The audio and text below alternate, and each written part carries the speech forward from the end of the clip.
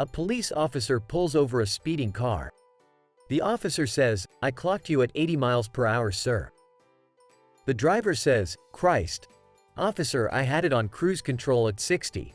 Perhaps your radar gun needs calibrating." Not looking up from her knitting, the wife says, "Now don't be silly, dear. You know that this car doesn't have cruise control." As the officer writes out the ticket, the driver looks over at his wife and growls, "Can't you please keep your mouth shut for once?" The wife smiles and says, "You should be thankful your radar detector went off when it did." As the officer makes out the second ticket for the illegal radar detector unit, the man glowers at his wife and says through clenched teeth, "Damn it, woman, can't you keep your mouth shut?" The officer frowns and says, "And I noticed that you're not wearing your seatbelt, sir.